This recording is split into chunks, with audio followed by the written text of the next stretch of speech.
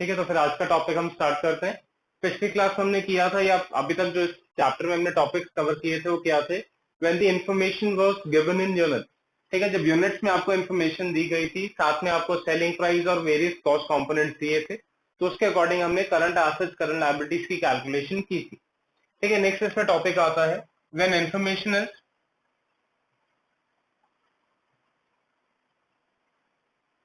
ठीक है जी, when information is given in values.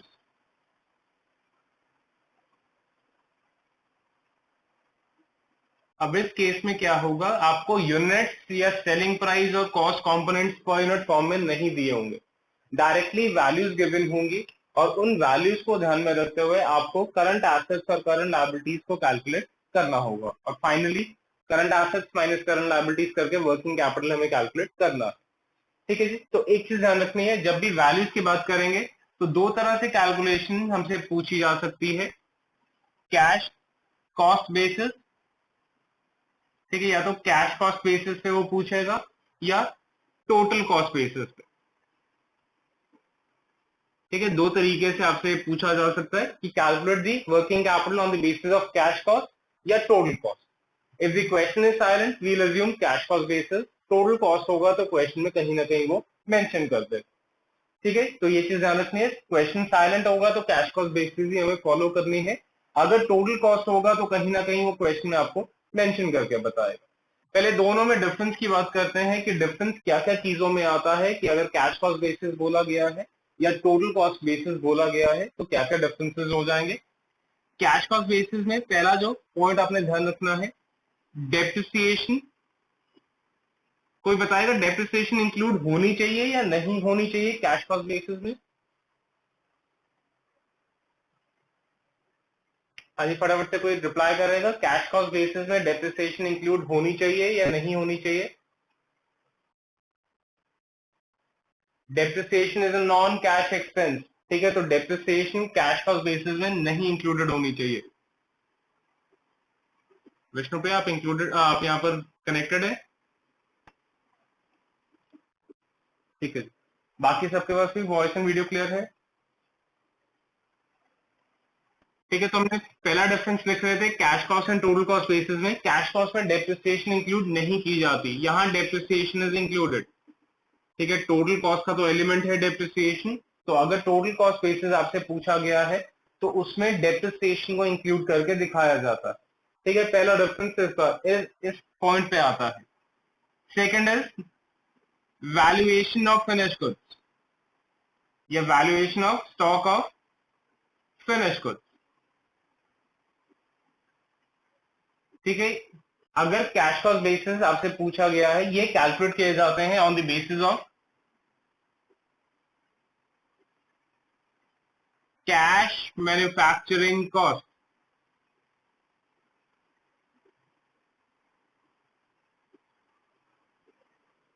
ठीक है जी, फिनिश गुड्स की जो कैलकुलेशन की जाएगी उसके लिए जो वैल्यू यूज की जाएगी करंट एसेट में स्टॉक ऑफ फिनिश गुड्स निकालने के लिए, उसके लिए जो वैल्यू यूज करेंगे that is the cash manufacturing cost. और ये कैश मैन्युफैक्चरिंग कॉस्ट कैसे निकाली जाती है? That is material plus labour plus factory expenses. ठीक है, इन तीनों का जो टोटल बनेगा that will be the cash manufacturing cost. तो ये जो भी वैल्यू आएगी, इस वैल्यू के अकॉर्डिंग मैं फिनिश गुड्स का स्टॉक कैलकुलेट कर दूंगा, अगर कैश कॉस्ट बेसिस पे मुझे कैलकुलेशन पूछी गई है। एक बार देख के बताना जी, यहां तक कोई डाउट तो नहीं है? ये जो पॉइंट मैंने लिखा है इसमें कोई डाउट तो नहीं है? ठीक है, अगर आपको कॉस्टिंग का थोड़ा सा टॉपिक याद हो जिसको हम वर्क कॉस्ट या फैक्ट्री कॉस्ट बोला करते थे, ये वो चीज है। ठीक है, materials plus labour prime cost plus factory overheads, वो हमारी फैक्ट्री कॉस्ट या वर्क कॉस्ट की वैल्यू निकल जाती थी। तो ये वही चीज मैंने यहाँ पर लिखी है। ठीक है, यहां पर क्या होगा, टोटल कॉस्ट बेसिस अगर आपसे पूछा गया है तो टोटल कॉस्ट बेसिस में फिनिश गुड्स की वैल्यू जो हम कैलकुलेट करेंगे, these will be calculated on the basis of cost of goods sold. और कॉस्ट ऑफ गुड्स सोल्ड कैसे निकाले जाते हैं? This is net sales minus the gross profit. ठीक है, तो अगर टोटल कॉस्ट बेसिस आपसे पूछा गया है तो आपने सेल्स माइनस जीपी करके सीओजीएस निकाल लेना है। ठीक है, सीओजीएस जिसको हम कॉस्ट ऑफ गुड्स सोल्ड बोलते हैं। ठीक है, तो वो जो वैल्यू निकलेगी उसके ऊपर आपने फिनिश गुड्स का स्टॉक कैलकुलेट कर देना। तो सेकंड डिफरेंस जो आता है cash cost and total cost basis में, that is for the valuation of finish goods stock. यहाँ पर कैश मैन्युफैक्चरिंग कॉस्ट बेसिस पे निकाला जाता है और इस केस में सीओजीएस के अकॉर्डिंग इसकी वैल्यू हम कैलकुलेट कर देते हैं। ठीक है, थर्ड डिफरेंस जो आता है that is the valuation of debtors. ठीक है, कि डेटर्स की वैल्यू किस तरह से कैलकुलेट की जाती है अगर कैश कॉस्ट बेसिस आपसे पूछा गया है। तो ये निकाले जाते हैं on the basis of cash cost of sales. ठीक है, ये निकाले जाते हैं on the basis of cash cost of sales. और कैश कॉस्ट ऑफ सेल्स किस निकालते हैं? कैश मैन्युफैक्चरिंग कॉस्ट,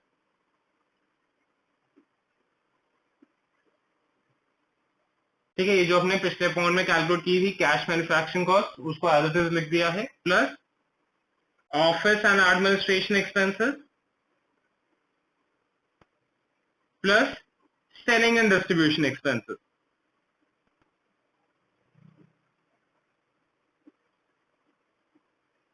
ठीक है, ये जो वैल्यू आएगी this is treated as the cash cost of sales. ठीक है, तो फाइनल जिसको टोटल कॉस्ट बोलते थे हम अपनी कॉस्ट शीट में।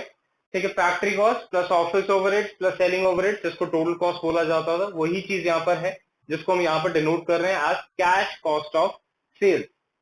ठीक है जी, ये चीज। तो अगर कैश कॉस्ट बेसिस आपसे पूछा गया है और उसमें डेटर्स की वैल्यूएशन आपने करनी है तो डेटर्स की वैल्यू निकाली जाती है on the basis of the cash cost of sales. और यहां पर अगर आप टोटल कॉस्ट बेसिस फॉलो कर रहे हैं तो डेटर्स की वैल्यू निकाली जाती है on the basis of sales.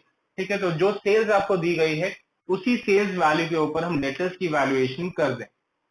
ठीक है, तो यहाँ पर डेटर सेल्स बेसिस पे निकाले जाएंगे, यहाँ cash cost of sales basis पे कैलकुलेट किए जाएंगे। तो कैश कॉस्ट और टोटल कॉस्ट के बीच में ये 3 पॉइंट्स का डिफरेंस रहेगा। पहली चीज, डेप्रिसिएशन यहाँ पर इंक्लूड नहीं होती है, यहाँ पर इंक्लूड हो जाती है। फिनिश गुड्स के स्टॉक की वैल्यूएशन यहाँ कैश मैन्युफैक्चरिंग कॉस्ट बेसिस पे है, यहाँ सीओजीएस बेसिस पे है। तीसरा जो डिफरेंस है, डेटर्स की वैल्यूएशन यहाँ कैश कॉस्ट ऑफ सेल्स पे है, यहाँ सेल्स की वैल्यू पे है। ठीक है, फटाफट से इसको एक बार देख लीजिएगा, फिर एक क्वेश्चन स्टार्ट करते हैं। यहां तक जो डाउट आपको लगता है फटाफट से क्लियर करिएगा।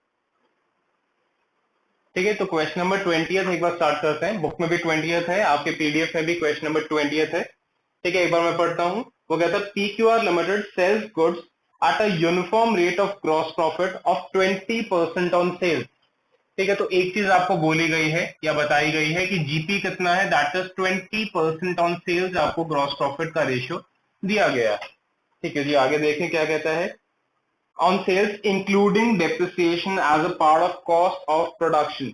ठीक है, इसमें वो कहता है जीपी माइनस करने के बाद जो टोटल कॉस्ट आएगी, जो सीओजीएस जिसकी हम बात करते हैं, that COGS includes the value of depreciation. तो सबसे पहली चीज सेल्स आपको दी गई है। ठीक है, तो सेल्स की वैल्यू हमें गिवन है, that is a value of 24 lakh. तो मेरा जीपी कितना हो जाएगा? सेल्स का 20% दैट इज इक्वल टू 4,80,000 और सीओजीएस कितना हो जाएगा?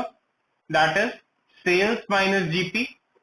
सेल्स है 24 लाख, जीपी है 4,80,000, तो मेरे कॉस्ट ऑफ गुड सोल्ड की वैल्यू हो जाएगी 19,20,000 rupees. And this 19,20,000 includes the value of depreciation, क्योंकि उसने स्पेसिफिकली बोला है कि जो भी टोटल कॉस्ट आएगी that includes the value of depreciation. तो मैंने कैलकुलेट कर लिया, अभी नहीं पता कैश कॉस्ट है टोटल कॉस्ट है, अगर चाहिए होगा तो उसके अकॉर्डिंग यहाँ पर हम इन वैल्यूज का यूज करें। ठीक है, आगे इन्फॉर्मेशन आपको एक टेबुलर फॉर्म में दी गई है। सेल्स एट 2 मंथ्स क्रेडिट, यहाँ से क्या चीज कैलकुलेट होगी? सेल्स का जो 2 मंथ्स क्रेडिट दिया है, यहाँ से आप क्या चीज कैलकुलेट कर देंगे? डेटर्स। दी सेल्स से डेटर्स बनते हैं, क्रेडिटर्स नहीं। क्रेडिटर्स जिनसे आप सामान खरीदते हैं। ठीक है, तो सेल्स के साथ जो 2 मंथ्स क्रेडिट गिवन है वहां से डेटर्स कैलकुलेट हो जाएंगे। ठीक है, नेक्स्ट आपको गिवन है materials consume suppliers credit of 2 months. अब यहाँ सप्लायर्स गिवन है, सप्लायर्स हमारे कौन होते हैं? क्रेडिटर्स होते हैं, तो यहाँ से क्रेडिटर्स की वैल्यूज निकल जाएंगी। वेजेस आपको गिवन है paid monthly at the beginning of the subsequent month. इससे आपको क्या समझ आता है? Paid monthly in the beginning of the subsequent month. हाँ जी, इससे आपको क्या समझ आता है स्टेटमेंट से? पेड मंथली, तो मतलब इस महीने की वेजेस हो गया था, अगले महीने के पहले हफ्ते में आपको पे कर देंगे। तो एक महीने के लिए आउटस्टैंडिंग बोल सकते हैं कि इस महीने की जो वेजेस हैं वो इस महीने पे नहीं होंगी, वो अगले महीने पे होंगी। ठीक है, तो इसका मतलब ये आउटस्टैंडिंग वेजेस बताना चाहता है, that is a period of 1 month. उसने डायरेक्टली नहीं बोला है, थोड़ा सा इंग्लिश को घुमा के बोल दिया है। ठीक है, वो कहता है हर महीने की वेजेस अगले महीने पे होती है, इसका मतलब wages remain outstanding for a period of 1 month. ठीक है जी, आगे देखते हैं। वो कहता है cash manufacturing expenses paid 1 month in arrears. Paid in arrears का क्या मतलब है? आउटस्टैंडिंग। तो यहां से भी आउटस्टैंडिंग मैन्युफैक्चरिंग एक्सपेंसेस निकालेंगे। ऐसे ही cash administration expenses paid 1 month in arrears, ये भी आपके आउटस्टैंडिंग हो जाएंगे। Sales promotion expenses paid quarterly in advance. Advance का क्या मतलब है? प्रीपेड है, which is the current asset. बिल्कुल ठीक आपने बोला। आगे हो गया था the company keeps 1 month stock of raw material, तो यहाँ से स्टॉक ऑफ रॉ मटेरियल्स निकालेंगे। एंड फिनिश गुड्स के लिए भी उसने बोला है 1 मंथ, तो फिनिश गुड्स का स्टॉक निकाल देंगे। कैश बैलेंस हो गया था है 80,000 रखना है। The company wants to adopt a 10% safety margin. तो लास्ट में जो हम कंटिजेंसीज के लिए परसेंटेज ऐड किया करते थे, ये वो चीज आपको दी गई है। ठीक है, आपको पूछा गया the company has no work in progress, find out the working capital of the company on cash cost basis. ठीक है, तो लास्ट में आपको एक छोटा सा पॉइंट लिख के दे दिया है उसने कि आपने जो कैलकुलेशन करनी है इस वर्किंग कैपिटल की, that is on the cash cost basis. तो स्टार्ट करते हैं एस्टिमेशन ऑफ वर्किंग कैपिटल। ठीक है, तो estimation of working capital that is on cash cost basis. ठीक है, तो कैश कॉस्ट बेसिस के अकॉर्डिंग स्टार्ट करते हैं कि हमारे वर्किंग कैपिटल का फाइनल आंसर क्या होना चाहिए। ठीक है जी, तो कैश कॉस्ट बेसिस बोला, तो क्या ये चीज मुझे रिक्वायर्ड होगी 19,20,000 की? हाँ जी, ये सीओजीएस कहीं मुझे चाहिए। ठीक है, सीओजीएस मुझे कहीं नहीं चाहिए। हमने 3 पॉइंट्स देखा था, फिनिश गुड्स में सीओजीएस नहीं था, सेल्स में सीओजीएस नहीं था, इसमें ऑलरेडी डेप्रिसिएशन इंक्लूडेड है। कैश कॉस्ट में मुझे डेप्रिसिएशन नहीं चाहिए, तो इसका मतलब ये वैल्यू मेरे लिए इररेलेवेंट हो गई है, ये कहीं भी मुझे कैलकुलेशन में यूज नहीं करनी। ठीक है जी एचएस, चले तो स्टार्ट करते हैं विद द करंट एसेट। ठीक है, एक चीज कैश बैलेंस मेरे ख्याल से डायरेक्टली गिवन था, तो पहले सबसे पहले वही डाल देते हैं। कितना था एक बार देख के बताएंगे प्लीज क्वेश्चन में? 80,000 समथिंग कुछ था शायद, एक को देखा है द कंपनी और 80,000। ठीक है, तो कैश कभी हमें कैलकुलेट नहीं करना है, वो डायरेक्टली गिवन होगा, नहीं गिवन होगा तो उसको स्किप कर दें। ठीक है, तो कैश गिवन है कि कंपनी 80,000 का cash balance at all times maintain करना चाहती है। ठीक है, नेक्स्ट आपको गिवन था एक स्टॉक ऑफ रॉ मटेरियल। ठीक है, नेक्स्ट आपको गिवन था स्टॉक ऑफ रॉ मटेरियल। अभी भूल जाते हैं, कुछ नया टॉपिक हमने स्टार्ट किया है, पुराने टॉपिक पे वापस चलते हैं। विष्णुप्रिया मुझे फॉर्मूला बताएंगे, how was the stock of raw materials to be calculated, जो हम यूनिट्स के अकॉर्डिंग कर रहे थे। Unit into raw materials cost per unit into जितने पीरियड के लिए आपने स्टॉक को मेंटेन करना, ये हमने फॉर्मूला डाला था। ठीक है, अगर आप इसको ध्यान से एनालाइज करें इस फॉर्मूला को, units into raw materials per unit, Vishal ये किस चीज को डिनोट करेगी? Units into raw materials per unit. कोई और बता सकता है? Units into raw materials per unit ये किस चीज को डिनोट करेगी? Total value of raw materials. ठीक है, this is the total value of raw materials.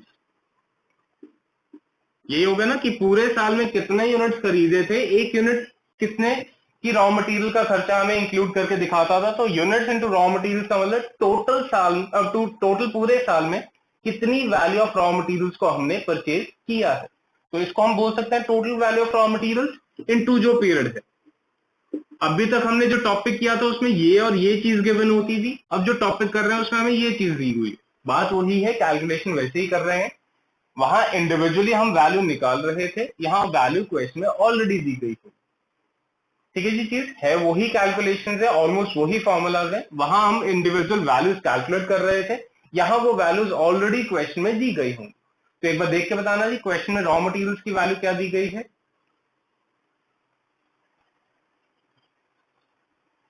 ठीक है, मटेरियल्स की वैल्यू मेरे ख्याल से गिवन थी आपको। सेकंड पॉइंट गिवन है, materials consume that is a value of 6 lakh rupees. ठीक है, तो 6 लाख के मटेरियल्स आपको दिए गए हैं और पीरियड उसने बोला था रॉ मटेरियल्स का दैट इज फॉर 1 मंथ। तो इसका मतलब है स्टॉक ऑफ रॉ मटेरियल्स की वैल्यू कितनी हो जानी चाहिए है, 50,000 रुपीज। प्लीज एक बार देख के बता दीजिएगा, किसी को नहीं समझ आया मैं वापस से एक्सप्लेन करता हूँ। ठीक है कुछ नहीं है, सेम वही कैलकुलेशन है। पहले हम units into raw materials per unit करके value of raw materials calculate किया करते थे, यहां वो वैल्यू डायरेक्टली क्वेश्चन में मुझे दी गई। देखिए प्लीज एक बार, सबको क्लियर है ये चीज। ठीक है, चलिए नेक्स्ट आपको गिवन है स्टॉक ऑफ फिनिश गुड्स। ठीक है, वो कहता वर्क इन प्रोग्रेस नहीं है तो उसको छोड़ देते हैं। नेक्स्ट हमें जो स्टॉक गिवन है that is the stock of finish goods.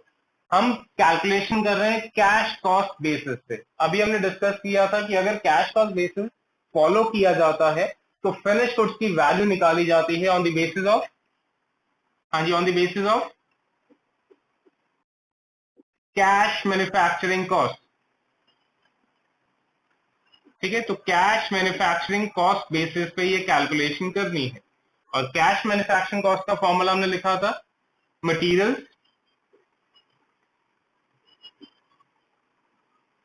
Plus wages या लेबर प्लस मैन्युफैक्चरिंग या फैक्ट्री एक्सपेंसेस।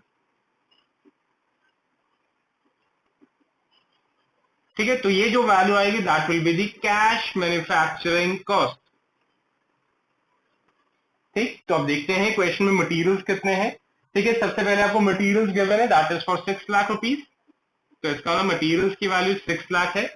वेजेस देखते हैं कितने हैं, वेजेस आपको बोला गया 4,80,000।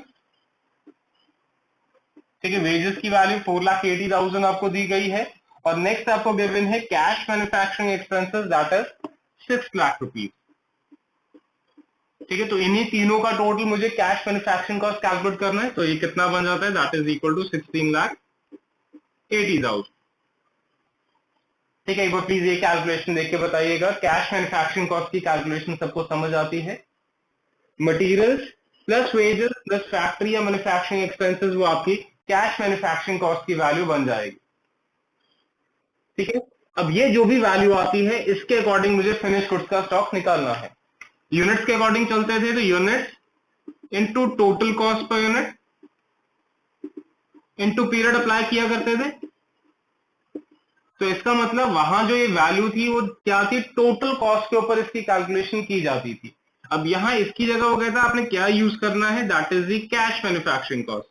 तो कैश मैन्युफैक्चरिंग कॉस्ट इनटू जो पीरियड आपको बोला गया है, ठीक है, इसको अप्लाई करेंगे तो वो हमारा फिनिश गुड्स का स्टॉक कैलकुलेट हो जाएगा। तो देखते हैं, कैश मैन्युफैक्चरिंग कॉस्ट हमने निकाली है 16,80,000, पीरियड बोला गया है 1 मंथ, तो कितना हो जाता है ये 1,40,000, नहीं, देखना कितना होता है 140। ठीक है, ठीक है, तो 1,40,000 मेरा स्टॉक ऑफ फिनिश गुड्स का आंसर कैलकुलेट हो जाता है। इसको देख के बताइएगा जी, इसमें कोई डाउट तो नहीं है। हाँ बिल्कुल जी, वर्किंग बिल्कुल बिल्कुल जी दिखाना है, this is a part of your fair answer. ठीक है, वर्किंग नोट आपको बनाना है वहां पर कि कैश मैन्युफैक्चरिंग कॉस्ट मैंने किस तरह से कैलकुलेट की है। ठीक है, बिल्कुल ये चीज आपको वहां पर as a working note show करनी है। ठीक है जी, चले अगली चीज पढ़ते हैं क्या है। और देखें, एक आपको करंट एसेट में गिवन था sales promotion expenses paid quarterly in advance. Advance का मतलब आपने बोला था कि वो प्रीपेड एक्सपेंसेस हैं, तो कैलकुलेट करते हैं prepaid selling expenses. Selling expenses है तो इसका मतलब इसके लिए जो वैल्यू यूज करनी है वो कौन सी यूज करनी है, सेलिंग एक्सपेंसेस की। तो value of selling expenses into जो पीरियड आपको बोला गया है जिसके अकॉर्डिंग आपने प्रीपेड एक्सपेंसेस को कैलकुलेट करना है। तो सेलिंग एक्सपेंसेस एक बार देखते हैं कितने हैं, 75,000। क्वार्टरली इन एडवांस का क्या मतलब, क्या पीरियड हो जाएगा? हाँ जी, क्वार्टरली इन एडवांस का क्या मतलब हुआ, क्या पीरियड अप्लाई करूं मैं? 1 क्वार्टर को कैसे लिख सकते हैं आप? 4 मंथ में 3 month, quarter four, total 4 quarters होते हैं that make a single value. तो इसका मतलब या तो 1/4 कर दीजिए या 3/12 कर दीजिए, क्योंकि 1 क्वार्टर रिप्रेजेंट 3 मंथ। ठीक है, 4 क्वार्टर, क्वार्टर का मतलब 25% को बोलते हैं, तो 25, 25, 25, 25, 4 क्वार्टर्स एक सिंगल टोटल वैल्यू बन जाती है। तो 1 क्वार्टर मीन्स 1/4, या जिसको आप 3/12 मंथ बोल सकते हैं। ठीक है, ध्यान रखना है, क्वार्टर में कई स्टूडेंट से गलती करते हैं, 1/3 लिखाते हैं या 4 मंथ उसको एज्यूम कर लेते हैं। ठीक है, 4 मंथ नहीं होता है, 3 मंथ मेक्स अ क्वार्टर। ठीक है, तो देखना जी कितनी वैल्यू आती है। 18,000 कितना हो जाएगा? 18,750। ओके, ठीक है, तो 18,750 ये मेरे प्रीपेड सेलिंग एक्सपेंसेस की वैल्यू कैलकुलेट हो जाएगी। इसमें कोई डाउट किसी को? ठीक है, नेक्स्ट जो हमें करंट एसेट गिवन था दैट वाज डेटर्स। ठीक है, डेटर्स डायरेक्टली नहीं गिवन थे, सेल्स के साथ आपको दिया गया था, सेल्स एट 2 मंथ्स क्रेडिट। तो वहां से आप सबने बोला था कि डेटर्स हमें कैलकुलेट करने हैं। अब नेक्स्ट चीज, डेटर्स की बात अगर हम करें, डेटर्स कैसे निकाले जाते हैं? Cash cost of sales basis पे। ठीक है, क्योंकि हम कैश कॉस्ट बेसिस फॉलो कर रहे हैं, तो उसमें हमने पॉइंट लिखा था कि डेटर्स निकाले जाएंगे on the basis of cash cost of sales. और कैश कॉस्ट ऑफ सेल्स कैसे निकालनी है? कैश मैन्युफैक्चरिंग कॉस्ट, जो भी हमने पिछले पॉइंट में कैलकुलेट की थी, that was 16,80,000 plus office and administration expenses, वो देख लेते हैं कितने हैं। ठीक है, office and administration expenses are that is 1,50,000 plus selling and distribution expenses, वो हमने भी देखे थे, दैट वाज 75,000। तो इन तीनों का जो टोटल है वो हमारी वैल्यू बन जाएगी कैश कॉस्ट ऑफ सेल्स। तो कितनी हो जाती है जी? 19,05,000। ठीक है, तो ये 19,05,000 ये मेरी वैल्यू कैलकुलेट हो जाती है। ठीक, तो जब हम डेटर्स यूनिट्स के अकॉर्डिंग कैलकुलेट करते थे, कैसे निकालते थे? Units into total cost per unit into period into percentage credit sales. ठीक है जी, ये हमारा फॉर्मूला था जब हम डेटर्स निकाला करते थे on the basis of unit. और अगर डेटर्स साइलेंट होते थे तो हम टोटल कॉस्ट बेसिस पे कैलकुलेट कर दिया करते थे। तो units into total cost into period into credit sales. अब यहाँ जो ये वैल्यू निकलती थी, इसकी जगह वो कहता कौन सी वैल्यू यूज करनी है? कैश कॉस्ट ऑफ सेल्स की करनी है। तो cash cost of sales into period into percentage credit sales हो जाएगा। बाकी फॉर्मूला सेम रह जाता है, जो मल्टीप्लाई करके वैल्यू निकलती है उसकी जगह वैल्यू मुझे cash cost of sales apply करनी है। तो ये वैल्यू हमने निकाली 19,05,000। पीरियड उसने बोला था 2 मंथ का क्रेडिट। परसेंटेज एक बार चेक करते हैं, कैश या क्रेडिट के बारे में कुछ बोला है उसने? The company keeps 1 month stock of raw materials and finish goods, cash balance दिया है, 10% मार्जिन दिया है। ठीक है, परसेंटेज के बारे में कहीं भी कुछ नहीं दिया। तो अगर परसेंटेज साइलेंट होती थी तो क्या अप्लाई किया जाता था? 100%। तो देखना जी क्या वैल्यू आ जाती है, 317500। ठीक है, तो ये सारे करंट एसेट्स दिए गए हैं इस क्वेश्चन में। तो एक बार ऐड कर लेते हैं, total of the current assets क्या बन जाता है?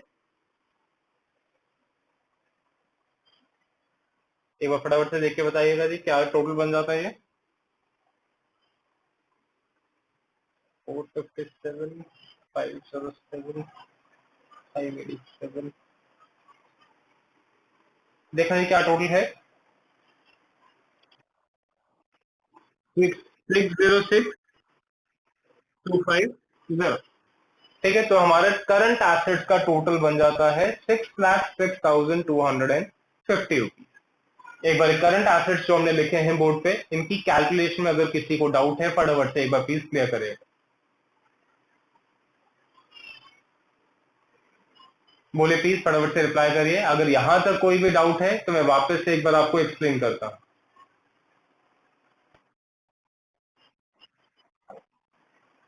क्या बोल रहे हैं विशाल, एक बार रिपीट करिए।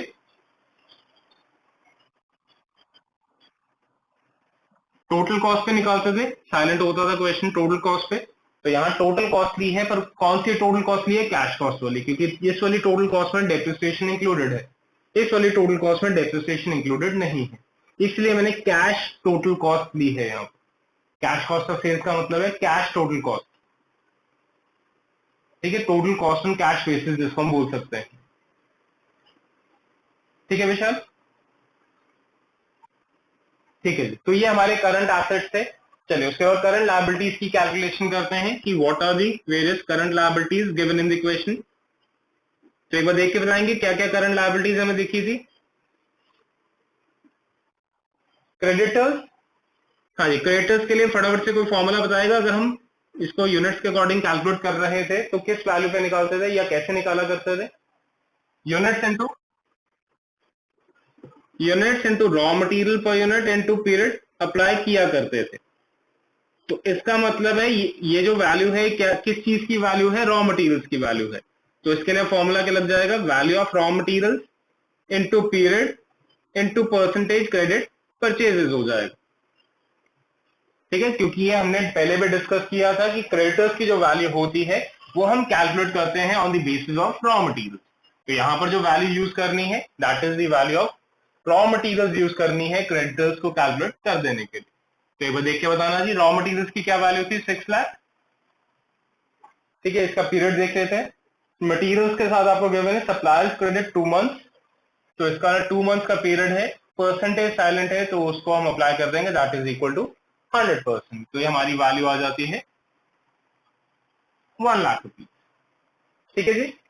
अगली करंट लायबिलिटी की बात करते हैं। आउटस्टैंडिंग मैन्युफैक्चरिंग एक्सपेंसेस आपको दिए गए थे। तो जो भी खर्चा आउटस्टैंडिंग या प्रीपेड दिया होगा वो उसी खर्चे के बेसिस पे कैलकुलेट किया जाएगा। तो इसके लिए फॉर्मूला क्या लग जाएगा? Value of manufacturing expenses into जो पीरियड आपको बोला गया। तो हमारे मैन्युफैक्चरिंग एक्सपेंसेस कितने थे जी? 6 लाख रुपीज के थे, और हमें बोला गया था पेड 1 मंथ इन एरियर। तो इसका मतलब 1 मंथ का पीरियड है, वो इस पर अप्लाई कर देते हैं। तो हमारे आउटस्टैंडिंग मैन्युफैक्चरिंग एक्सपेंसेस की वैल्यू आ जाती है, that is equal to 5 lakh rupees. और देखें क्या बोला गया था, वेजेस के साथ भी आपको बोला गया था paid monthly in the beginning of the subsequent month. वो हमने पहले भी डिस्कस किया था। सब्सीक्वेंट मंथ का मतलब है करंट मंथ की जो वेजेस हैं वो इसके अगले महीने में पे करता है। तो इसका मतलब आउटस्टैंडिंग पीरियड ऑफ 1 मंथ। तो वहां से कैलकुलेट कर लेते हैं आउटस्टैंडिंग वेजेस। तो वेजेस का मतलब इसके लिए जो वैल्यू यूज करनी है वो वेजेस की वैल्यू यूज करनी है। तो वैल्यू ऑफ वेजेस इनटू जितने पीरियड के लिए आपको आउटस्टैंडिंग कैलकुलेशन बोली गई है। तो वेजेस थे हमारे 4,80,000 के, पीरियड उसने बोला है इनडायरेक्टली 1 मंथ का। तो इसका मतलब आउटस्टैंडिंग वेजेस की वैल्यू बन जाएगी 40,000 रुपीज। ये चीज क्लियर है जी सबको? ठीक है, लास्ट में एक आपको दिया गया था आउटस्टैंडिंग एडमिनिस्ट्रेशन एक्सपेंसेस। ठीक है, पेड 1 मंथ इन एरियर जिसको बोला था उसने, तो इसका आउटस्टैंडिंग एडमिनिस्ट्रेशन थे। इसके लिए फॉर्मूला लग जाएगा value of administration expenses into जितने पीरियड के लिए आपने आउटस्टैंडिंग कैलकुलेशन करनी है। तो एडमिनिस्ट्रेशन एक्सपेंसेस थे हमारे 1,50,000 के। 1 मंथ उसने एरियर की बात की थी, तो इसका मतलब 12,500 ये हमारे, ठीक है, आउटस्टैंडिंग एडमिनिस्ट्रेशन एक्सपेंसेस की वैल्यू यहाँ से कैलकुलेट हो जाएगी। ठीक है, तो ये हमारी करंट लायबिलिटीज हैं जो इस क्वेश्चन में दी गई हैं। ठीक है, किसी को कोई डाउट है फटाफट से प्लीज एक बार क्लियर कर लीजिएगा। ठीक है, जिनको क्लियर है एक बार मुझे टोटल देख के बताना कितना बन जाता है ये? 2,02,500।